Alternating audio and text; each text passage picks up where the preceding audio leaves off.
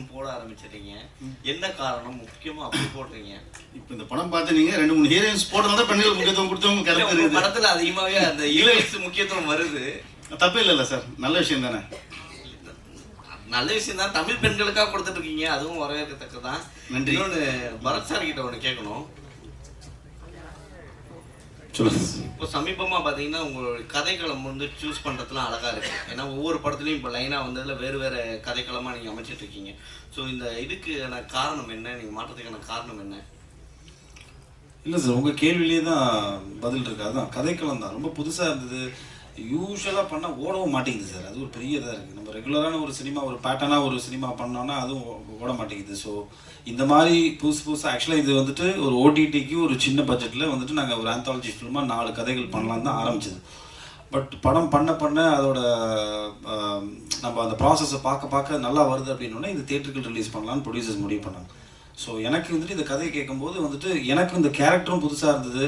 இந்த கதையில் இந்த துப்பாக்கியும் இந்த கேரக்டரும் எப்படி ரிலேட் பண்ணுறாரு, இந்த ஸ்க்ரீன் பிளே திரைக்கதை ரொம்ப புதுசாக இருந்தது. ஸோ ஒரு புது முயற்சியாக இருக்கட்டுமே, மக்களுக்கும் வந்துட்டு இந்த முயற்சி புதுசாக இருக்கட்டும். ஏன்னா ஃபர்ஸ்ட் ஆஃப் பார்க்கும்போது நிறைய பேருக்கு என்னடா சொல்லிட்டு இருக்காங்கிற ஒரு சின்ன ஒரு நெருடல் வரும். 4 பேர் கதை இருக்கும், அது பாட்டுக்கு போகும். பட் செகண்ட் ஆஃப் பார்க்கும்போது தான் வந்துட்டு எனக்கு இந்த காளிதாஸில் தான் நடந்தது. ஃபர்ஸ்ட் ஆஃப் பார்த்துட்டு வெளியில் வந்தோடனே ப்ரெஸ்ட்டை கேட்கும்போது என்ன ஜி பார்த்துட்டு சொல்கிறேன் அப்படி போயிட்டாங்க. செகண்ட் ஆஃப் பார்க்கும்போது தான் அந்த ஃபர்ஸ்ட் ஆஃப்லேருந்து என்னென்ன படம் அந்த மாதிரி தான் இந்த படமும். ஸோ இந்த படம் வந்துட்டு அந்த அடிப்படையில் பார்க்கும்போது கதையாக ரொம்ப புதுசாக இருந்தது. சார் கோ ப்ரொடியூசர் சொன்னார் இந்த மாதிரி ஏ சர்டிஃபிகேட் யூ சர்டிஃபிகேட்லாம் பாகுபாடு பார்க்குறாங்க. உண்மையிலேயே அப்படி பாகுபாடு பார்க்குறாங்களா? உங்களோட கருத்து என்ன? இந்த படத்தோட சப்ஜெக்ட் உங்களுக்கே தெரியும் சார். அது சென்சார் போர்டில் யார் பார்க்குறாங்கிற ஒவ்வொரு மைண்ட் செட்டை பொறுத்து இருக்குது சார். இப்போ இந்த கதையில் வந்துட்டு பார்த்தீங்கன்னா வந்துட்டு பிளட் ஷெட் கிடையாது. எனக்கு நான் நேபாளின்னு ஒரு படம் பண்ணேன். அந்த படத்தில் பார்க்கும்போது வந்துட்டு நிறையா பிளட் ஷெட் இருக்கும், உங்களுக்கு ஆக்ஷன் நிறையா இருக்கும். அதே மாதிரி வந்துட்டு கொஞ்சம் சில சென்சுவலான சீன்ஸ் இருக்கும், பல்கரான சில சீன்ஸ்லாம் இருக்கும். அதெல்லாம் வந்துட்டு ரிமூவ் பண்ணுன்னு சொல்லி ரிமூவ் பண்ணியே திருப்பி ஏ சர்டிஃபிகேட் தான் கொடுத்தாங்க. ஸோ இப்போ இருக்கிற சென்சார் போர்டில் அப்போயே அப்படி தான் ஸ்ட்ரிக்டாக இருந்தாங்க. ஸோ இப்பவும் கொஞ்சம் ஸ்ட்ரிக்டாக தான் இருக்காங்க. பட் இந்த படம் பார்த்தீங்கன்னா கொஞ்சம் சோஷியல் மெசேஜ் நிறையா இருக்கும், கொஞ்சம் சில கருத்துக்களை கொஞ்சம் நிறையா வந்துட்டு உள்ளடக்கி வச்சிருப்பார் டைரக்டர். ஸோ பட் என்னை பொறுத்த வரைக்கும் நான் யூஏ தான் எதிர்பார்த்தேன் ஆக்சுவலாக. அப்படி ஒன்றும் பெருசாக ஏ சர்டிஃபிகேட்டுக்கான ஒரு கண்டென்ட் மாதிரி இது தெரியல. பட் அஃப்கோர்ஸ் சென்சார் போர்டோட அந்த மைண்ட் செட்டை பொறுத்து தான் இருக்குது சார். இப்போ டைரக்டர் சார், அதாவது மாநகரம் படத்துக்கு பிறகு ஒரு நீட்ஃபுல்லான ஹைப்பர் லிங்க் படமாக இந்த படத்தை நாங்கள் பார்க்குறோம். ஆனந்த ஒரு தயாரிப்பாளராக கிடைச்சதுன்னு எங்களுக்கு ஃபஸ்ட்டு சந்தோஷமாக இருக்குது சார். ஃபஸ்ட்டு ரிவ்யூ நீங்கள் தான் இப்போ கொடுத்தீங்க. ஏன்னா எங்கள் படத்தை நாங்களே உட்காந்து முன்மொழிஞ்சிட்டு இருக்கோம் மேடையில். நான் தான் சொன்னேன் நிறுத்துங்க, அவங்க பார்த்துட்டு கேட்கட்டும், கேள்வி கேட்டால் தான் ஏதோ ஒன்று சொல்லுவாங்கன்னு. ரொம்ப சந்தோஷம் சார். எங்ககிட்ட இருந்து ஒரு நல்ல தயாரிப்பாளர் வந்திருக்கிறதுல எங்களுக்கு ரொம்ப சந்தோஷம். அப்புறம் டைரக்டர்கிட்ட ஒரு கேள்வி, இந்த படத்தில் வந்து ஒரு துப்பாக்கி பல கதைகளில் ட்ராவல் ஆகுது. எல்லா கதைகளுக்குமான தீர்வையுமே அந்த துப்பாக்கி தான் தருது. இது வந்து வன்முறையை முன்வைக்கிறது மாதிரி ஆகலாம். நிச்சயமாக நீ கேள்வி நியாயம் இருக்குது. அதுக்கு தான் நான் செகண்ட் பார்ட்டுக்கு ஒரு லீடு வச்சுருக்கேன். ஸோ அந்த செகண்ட் பார்ட்டில் வந்து கண்டிப்பாக அதை வந்து நீங்கள் துப்பாக்கி தீர்வாக இருக்காது அப்படிங்கிறத நம்புகிற மாதிரி ஒரு கதை பண்ணுவேன் கண்டிப்பாக. பரத் சார், சார் முன்னாடிலாம் உங்களை வந்து கனெக்ட் பண்ணோன்னா ஒரு கதாசிரியர் வந்து கதை சொல்லணும், ப்ரொடியூசர் வந்து கதை சொல்லி டேரக்டர் கதை சொல்லும்போது எனக்கு ஃபுல் ஃபிச்சாக வந்து என் ஸ்டோரியில் நான் மட்டும்தான் இருக்குன்னு சொல்லிட்டு ஒரு விஷயம் போயிட்டு இருந்துட்டு. ஆனால் இப்போ வந்து நீங்கள் கதை கலந்து வந்து டோட்டலாக மாற்றிட்டீங்க. இப்போ வந்து 4 ஸ்டோரியில் நீங்கள் ஒரு சின்ன பார்ட் தான் பண்ணியிருக்கீங்க. இது எப்படி இருக்குது? ஏன்னா இதே மாதிரி ட்ராவல் பண்ணுவீங்களா இல்லை வந்து திருப்பி ஃபுல் ஃபிச்சாக தான் பண்ண போகிறேன்னு சொல்லிட்டு ஒரு விஷயம் நடக்க போகுது? இல்லையே சார், அப்படிலாம் கிடையவே கிடையாது சார். அப்படின்னா நான் ஒரு வெயில் பண்ணியிருக்க மாட்டேன், ஒரு கடுகு பண்ணியிருக்க மாட்டேன். ராஜகுமாரன் சார் கூட நடித்தார், வெயில் பண்ணியிருக்க மாட்டேன். இல்லைனா வந்துட்டு ஒரு அழகாக இருக்கிற பயமாக இருக்கிறது ஒரு படம். அருண் குமாராக இருந்த டைமில் நான் அவர் கூட பண்ணேன். ஸோ எனக்கு என்னை பொறுத்த வரைக்கும் ஒரு கதையில் நம்மளுக்கு என்ன இருக்குது, அதே மாதிரி இந்த கதையை வந்துட்டு என்னோட போர்ஷனுக்கு நான் ஹீரோ சார். சின்ன பாட்டு கிடையவே கிடையாது. நீங்கள் இதை ஒரு பொதுப்படையாக பாருங்கள், படமாக பார்க்கும்போது என்னோட போர்ஷனுக்கு நான் ஹீரோ. ஒவ்வொரு போர்ஷனுக்கும் அவங்கவுங்க வந்துட்டு ஒரு முக்கியத்துவமான ஒரு கதாபாத்திரமாக பாருங்கன்னு தான் சொல்கிறேன். அதான் இது ரெகுலரான ஒரு ஹீரோ ஹீரோயின், ஒரு காமெடியன், ஒரு 4 ஃபைட்டு அந்த மாதிரி பார்க்கணும்னு நினைக்கிறவங்களுக்கு இந்த படம் பிடிக்காது.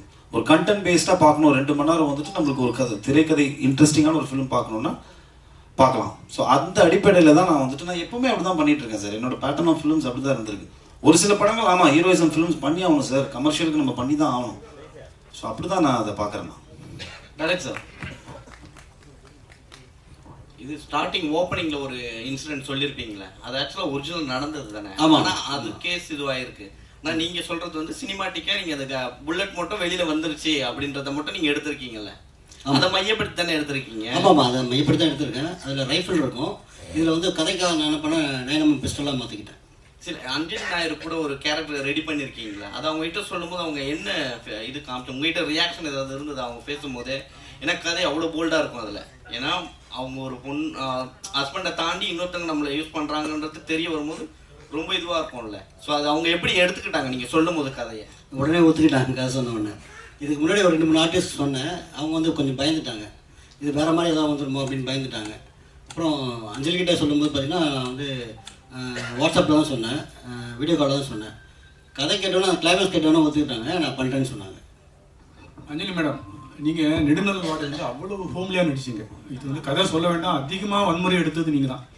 இந்த இதை எப்படி பார்க்குறீங்க? சி ஆஸ் அன் ஆக்டர் நமக்கு புதுசாக ரோல் பண்ண நிறைய ஆசை இருக்கும். நானே இந்த இண்டஸ்ட்ரி வரும்போது நான் பார்க்குறது சேம் ஸ்டோரி சேம் ஸ்கிரிப்ட் பண்ணுற மாதிரி எனக்கு தோணிடுச்சு. ஸோ சார் இந்த கதை சொல்லும்போது அஃப்கோர்ஸ் என் மனசில் எனக்கு தோணுச்சு ஆடியன்ஸ் எப்படி பார்ப்பாங்க. பிகாஸ் ஆடியன்ஸ்க்கு நான் இது வரைக்கும் பண்ணுற படம் தே ஹேவ் அன் இமேஜ். அது பாசிட்டிவாக எடுத்துக்கலாம், நெகட்டிவாக எடுத்துக்கலாம். பட் நான் ஆஸ் அன் ஆக்டர் எனக்கு அந்த ஸ்டோரி கன்வின்சிங்காக தோணிடுச்சு. அதுவே தாண்டி டிரெக்டர் கிட்ட I had trust like he will take it properly. So and I think actually நீங்கள் தான் என்கிட்ட சொல்லணும் உங்களுக்கு எப்படி பிடிச்சிருக்கா? தேங்க்யூ. டேரக்டர் சார், சார் படத்தில் வந்து ஒரு பார்ட் வந்து ஜாதி சம்மந்தமாக ஒரு விஷயம் வச்சுருக்கீங்க. எப்பவுமே வந்து ஜாதியை பற்றி பேசினாவே நான் என்னென்னா ஒரு லெவலில் வந்து கொஞ்சம் ஏற்றி சொல்லுவாங்க. ஆனால் நீங்கள் சட்டெல்லாம் சொல்லியிருக்கீங்க. ஆனால் வந்து அந்த ஜாதி பெருமையை காட்டுறதுக்காக ஒருத்தர் சொல்கிற போது இந்த இடத்துல அந்த சோஷியல் இஷ்யூஸ் இங்கே நிறைய இருக்குது. சரிங்களா? அது ஏதாவது ஒன்று வந்து பாதிக்குமா? இல்லை புரியல, உங்கள் கேள்வி எனக்கு புரியல, சாரி. என்னன்னா இப்போ வந்து ஜாதி பெருமை பேசுகிறவங்க தான் வந்து கீழ்மட்ட ஜாதியை வந்து கொள்றாங்கன்னு சொல்லிட்டு ஒரு விஷயம் வச்சுருக்கீங்க. ஸோ அது வந்து அந்த கொள்றதுனால இப்போ இருக்கிற சுச்சுவேஷனுக்கு, ஏன்னா இப்போ இது வந்து ஜாதி நீங்கள் கூட பார்த்துருப்பீங்க மலம் கலந்த விஷயம்லாம் நடந்திருக்கு. ஸோ இந்த விஷயம் வந்து இந்த படத்துக்கு பாதிக்குமா? கண்டிப்பாக பாதிக்காதுங்க. நான் அப்படி ஒன்றும் சொல்லி அதில் இல்லை. என்னன்னா ஜாதி பெருமையை பேசுகிறவங்க தான் வந்து ஜாதி கீழே இருக்கிறவங்க வந்து கொள்றாங்க. சரிங்களா? ஏன்னா அவங்க எதிர்க்க முடியாத லெவலில் வந்து கீழ் ஜாதி ஆளுங்க இருக்காங்களா? இல்லை, அப்படிலாம் இங்கே யாருமே இல்லை. இப்போ இந்த கதைக்கு அது தேவைப்பட்டுச்சு அப்படின்றதுனால தான் அதை வச்சேனே தவிர அப்படி யாரும் இல்லை. இங்கே ஓரளவுக்கு எல்லாமே படிக்க ஆரம்பிச்சிட்டாங்க. எல்லாமே ஓரளவுக்கு சென்னையை பொறுத்த வரைக்கும் அந்த பாகுபாடு கொஞ்சம் ஓரளவுக்கு கம்மியாக தான் இருக்குது. சார் இந்த சென்னையில் நான் சென்னையில் பிறந்து வளர்ந்தேன், அதனால் அப்படின்னு நினைக்கிறேன். சார் இந்த கதைகள்லேயே வந்து அபிராமியோட கதை தான் எனக்கு ரொம்ப பிடிச்சிருந்தது. காரணம் என்னென்னா துப்புரவு தொழிலாளர்னால அவ்வளோ போதிய அறிவு இல்லாதவங்க, படிப்பு இல்லாதவங்க அப்படியான ஒரு சித்திரம் இருக்கும்போது ஒரு பையனை கூட திருநங்கையாக மனப்பூர்வமாக ஏற்றுக்கிற ஒரு தாயா ஒரு புதிய விஷயமா சொல்லியிருந்தீங்க. அது மட்டும் இல்லாமல் திருநங்கைக்கும் அவர்களுடைய உடம்பு வந்து சுத்தமாக இருக்கணும்னு விரும்புகிறாங்க. குறிப்பாக சொன்னால் அவங்களுக்குமே கர்ப்பம் இருக்குது அப்படிங்கிற ரீதியில் ரொம்ப புதிய விஷயம் சொல்லியிருக்கீங்க. இந்த நபர்களை நீங்கள் யாராவது சந்திச்சிருக்கீங்களா, இல்லை முழுக்க இது உங்களுடைய கற்பனையா? இல்லை, கற்பனையாக இருக்குது. நம்ம படிக்கிறோம் இல்லைங்களா? ஸோ இதை சார்ந்த சில புத்தகங்கள் படிக்கும்போது அதன் மாதிரி தாக்கம் தான் எனக்கு. சார் நிறைய இந்த திருநங்கைகள் நம்ம பார்க்கும்போது பார்த்தீங்கன்னா ரோட்டில் பிச்சை எடுக்கிற மாதிரியும் பாலியல் தொழில் பண்ணுற மாதிரியும் பார்த்துட்டே இருக்கும். ஸோ அவங்க வந்து அவங்களுக்கு இதை விட நிறைய படிக்கிறவங்க இருக்காங்க, ரைட்டர்ஸாக நிறைய பேர் இருக்காங்க. ஸோ அவங்களாம் நான் நிறைய மீட் பண்ணியிருக்கேன், அவங்களாம் பேசியிருக்கேன், பழகியிருக்கேன். ஸோ அந்த தாட் நமக்குள்ளே இருந்துகிட்டே இருக்கும். ஸோ வேறு மாதிரி எதாவது காட்டலாமே அப்படின்றதுக்காக தான் அவங்க வந்து எப்படி மாறுறாங்க அந்த பக்கமே நான் போகல.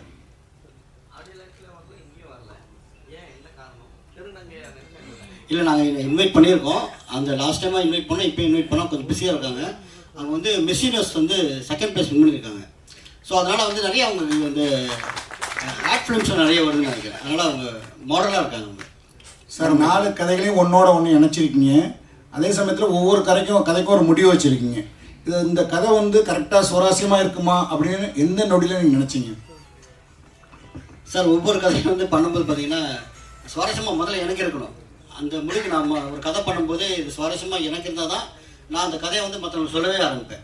நான் எழுத மாட்டேன். முதல்ல வந்து எனக்குள்ளே ஒரு மைண்டுக்குள்ளே ஒரு கதையை வந்து வடிவமைச்சிடுவேன். அப்புறம் கேரக்டரை வடிவமைச்சிடுவேன்.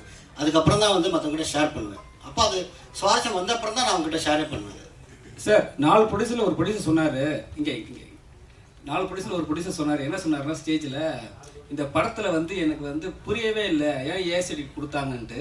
நீங்கள் கதை சொல்லும் போது கண்டிப்பாக இந்த கண்டென்ட்லாம் சொல்லியிருப்பீங்க. அவர் ஏற்கனவே 7G எடுத்த டைரக்டர் அண்ட் ப்ரொடியூசரு, சரிங்களா? அவருக்கே புரியலன்னா மற்றவங்களுக்கு எப்படி புரியும்? ஒரு நிமிஷம்.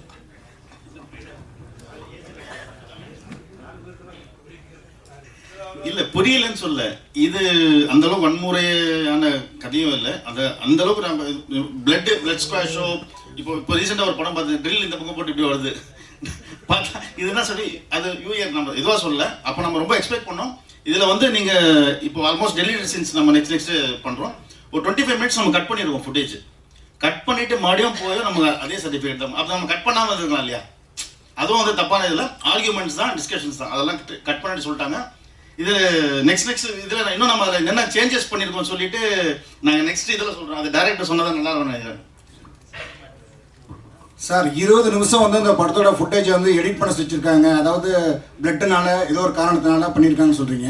அப்போ சின்ன படங்களை வந்து சென்சார் வந்து வஞ்சிக்குதா சார்? இது என்னதான் கேட்டீங்களா? எனக்கு தானே? Okay sir. இது வந்து எனக்கு முதல் படம்ன்றதுனால எனக்கு அது தெரியல. நான் இப்போ அங்கே போனேன், உங்களுக்கு யூஏ வேணுமா ஏ வேணுமான்னு கேட்டாங்க. ஸோ யூஏனா இவ்வளோ கட்டு இருக்குது, ஏன்னா இவ்வளோ கட்டு இருக்குனாங்க. யூஏல பார்த்தீங்கன்னா கண்டென்ட்டே வந்து அவங்க வந்து தூக்க சொல்கிறாங்க. ஒரு கண்டென்ட்டே இப்போ அஞ்சலியோட போர்ஷன் பார்த்துருப்பீங்க, அதில் முக்கியமான போர்ஷன்லாம் வந்து கட் பண்ண சொல்கிறாங்க. ஸோ அப்படின்னா வந்து படம் பார்க்குற சுவாரஸ்யமே இருக்காது. ஸோ அதனால் வந்து ஏ கொடுத்தாலும் பரவாயில்ல, கண்டென்ட் தான் எனக்கு வேணும்னு சொல்லிட்டு நான் வாங்கியிருக்கோம். நான் ப்ரொடியூசர்கிட்ட டிஸ்கஸ் பண்ணேன். அவர் என்ன சொன்னார், ஸ்ட்ராங்காக சொன்னார், நீங்கள் வாங்க பரவாயில்ல பார்த்துக்கலாம் அப்படின்னு சொல்லிட்டார். பரத் சார்,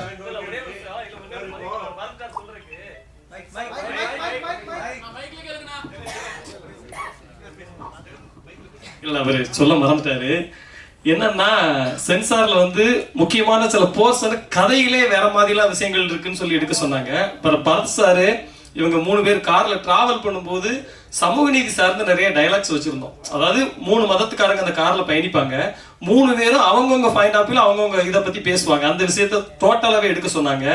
அப்புறம் வந்து அந்த கண்டென்ட் தூக்க சொல்லிட்டு அவர் இயக்குனர் கிட்ட சொன்ன ஞாபகம் இருக்கு. நான் வந்து இங்க ஒரு ஹோட்டல்ல ஒரு ப்ரொமோஷன்ல இருக்கும்போது வந்தாரு. வந்து இந்த மாதிரி இந்த டைலாக்லாம் சேஞ்ச் பண்ணணும் சென்சார்ல சொல்றாங்க அப்படின்னு சொன்னாரு.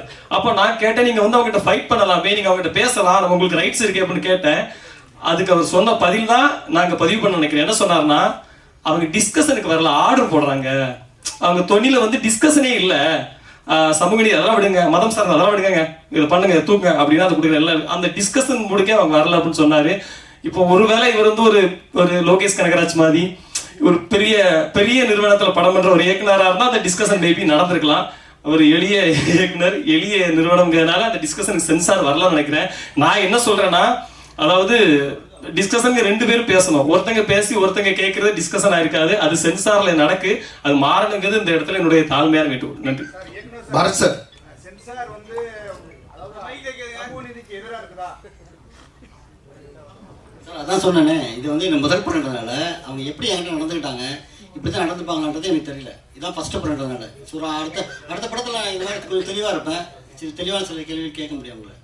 பரத் சார், உங்கள்கிட்ட ஒரு கேள்வி. நீங்க வந்து நிறைய நெகட்டிவ் ரோல் பண்ணியிருக்கீங்க, பட் அதுக்கு ஒரு ரீசன் இருக்கும். மேபி ஹீரோயின்காக ஏதாச்சும் ஒரு விஷயம் ரிவெஞ்ச் எடுக்கிற மாதிரி ஒரு சப்ஜெக்டா இருக்கும். பட் இப்போ உள்ள உங்க கூட நடிச்ச சக நடிகர்கள் வந்து ஹீரோவா இருந்தவங்க எல்லாருமே இப்போ மெயினா முழுக்க நெகட்டிவ் வில்லனாவே பண்றதுக்கு இன்ட்ரெஸ்ட் காட்டுறாங்க. இன்கேஸ் ஃபியூச்சர்ல நீங்க அந்த மாதிரி பண்றதுக்கு ஐடியா இருக்கா? கண்டிப்பா பண்ணுவேன் சார். நான் பட் அந்த மொத்தம் நெகட்டிவ் கதாபாத்திரம் என் மேல இருக்கணும். அந்த பிரிஞ்சுலாம் இருக்கக்கூடாது. இப்போ அருண் விஜய் பண்ணார்ல அஜித் சார் படத்துல, ஸோ அந்த மாதிரி இருந்துச்சுன்னா, நல்ல டைரக்டர் இருந்துச்சுன்னா நம்மளுக்கு நம்ம பண்ற ஒரு எஃபர்ட், நம்ம போடுற அந்த இன்வெஸ்ட்மெண்ட் வந்து யூஸ்ஃபுல்லாக போய் சேரும். இல்லைனா சும்மா ஏனோ தானோன்னு பண்ணுறது வேஸ்ட். கண்டிப்பாக பண்ணுவேன் சார். ஏன்னா இன்ஃபேக்ட் ஏதோ ஒரு இன்டர்வியூவில் கூட ஒரு விஜய் சேதுபதி கூட சொல்லியிருப்பார், நெகட்டிவாக பண்ணுறது தான் இன்னும் ஆக்சுவலாக மீட்டர் அதிகம், இன்னும் நிறையா பெர்ஃபார்ம் பண்ணலாம், இன்னும் எக்ஸ்ட்ராவாக வந்து நம்மளால் வந்துட்டு ஒரு ஸ்டெப் போய் பெர்ஃபார்ம் பண்ண முடியும். ஸோ கண்டிப்பாக நான் பண்ணுவேன். வெறும் இந்த 4 பேர் தானே, இந்த சைடெல்லாம் சைலண்டாக இருக்காங்களே. புரியல சொல்லுங்க. படத்துக்கு டைலாக் ரைட்டர் வந்து ஜெகன் கவிராஜ்.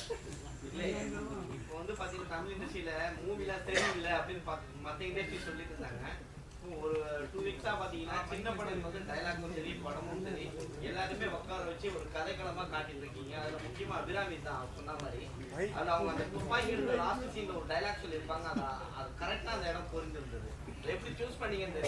இல்லை அது வந்து நாங்கள் டிஸ்கஸ் பண்ணோம் முதல்ல. டிஸ்கஸ் பண்ணிட்டு இது அதிகமாக வந்து நான் இப்படி ஜெகன் கிட்ட தான் நிறைய டிஸ்கஸ் பண்ணுவேன். ஸோ அப்போ வந்து பிளான் பண்ணும்போது இப்படி பண்ணலாமான்னு கேட்டேன். ஸோ உடனே அதுக்கேற்ற மாதிரி ஒரு டைலாக் அவர் தான் சொன்னார் அந்த இடத்துல. ஸோ அது பொருத்தமாக இருந்துச்சு கதைக்கு. சார் ஒரு கேள்வி, அது இந்த சர்டிஃபிகேட் சென்சார் சர்டிஃபிகேட் படிச்சேன். ஏன் சர்டிஃபிகேட் கொடுத்தாங்க, நீங்கள் பேசாமல் வந்துட்டீங்கன்னு சொன்னீங்க.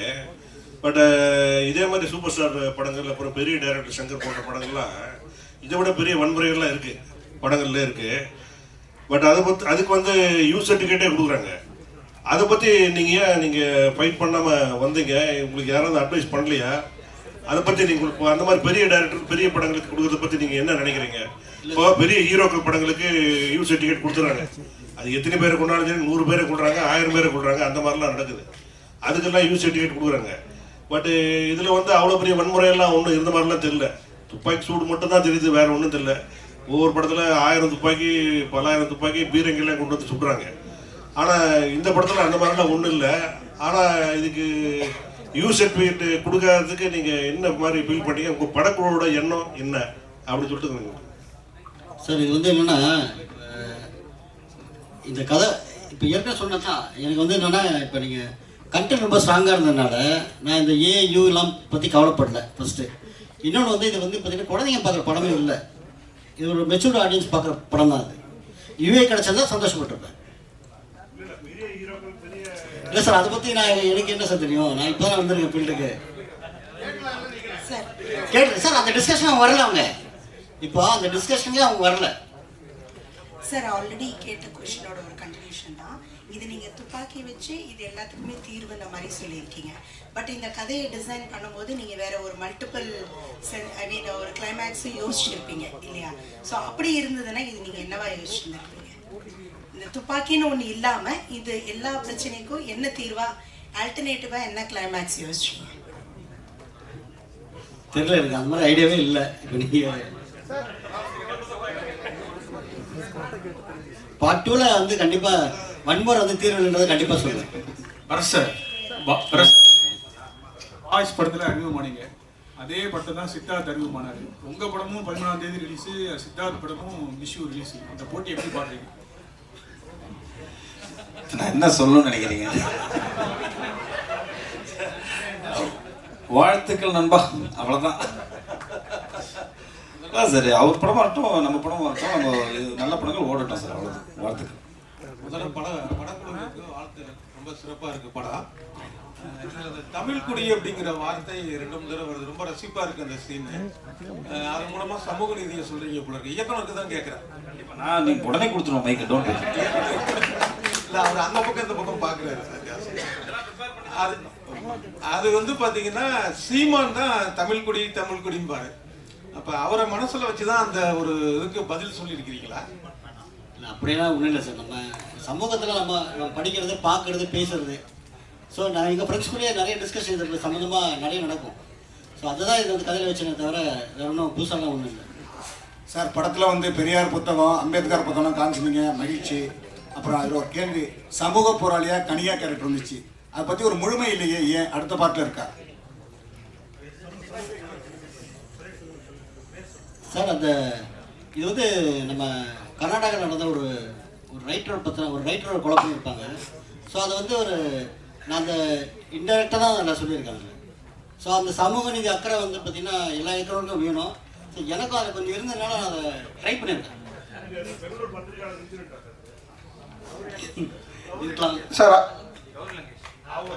அதான் ஆக்சுவலி ஃபைனலாக ஒரு சின்ன வேண்டுகோள். அது வேண்டுகோள் இல்லை, சொல்கிறேன். ஆக்சுவலாக வந்து இந்த படத்துடைய கிளைமாக்ஸு எங்கெங்கிருந்து எந்த இடத்த ட்ராவல் ஆகுது அப்படிங்கிறத ரிவீல் பண்ண வேண்டாம். ட்ராவல் ஆகிறது தான் கதைன்னு சொல்லுங்கள், அதை கொஞ்சம் ரிவீல் பண்ண வேண்டாம். இதில் ஒரு 4 ப்ரீ கிளைமேக்ஸ் இருக்கும், ஒரு கிளைமேக்ஸ் இருக்கும். தயவுசெய்து அதை மட்டும் கொஞ்சம் எழுதாமல் எழுதுனீங்கன்னா கொஞ்சம் மகிழ்ச்சி. அப்புறம் இன்னொன்று வந்து இந்த படம் வந்து ஆரம்பிக்கும் போது இது தனித்தனியாக படமாக வந்து ஃபைனலாக அந்த கிளைமேக்ஸை ஒன்றாக்குறதா தான் இருந்துச்சு. பிரசாத் சாரும் ஆனந்தம் தான் வந்து இப்படித்தான் போகணும் அப்படின்னு ஒருத்த காலில் நின்று அதை கொண்டு வந்தாங்க. அது அவங்க 2 பேருக்கு தான் ஆக்சுவலாக அந்த கிரெடிட். இப்போது மாநகர மாதிரி இருக்குன்னு சார் சொன்னார்னா அது அவங்கக்கிட்ட தான் போகணும். அது இப்போ வந்து ஃபினான்சியர் மகேந்திரன் சார் அவர்களை producer Anand, co producer Haroon மற்றும் பிஜிஎஸ் அவர்கள் கௌரவிக்கிறார்கள்.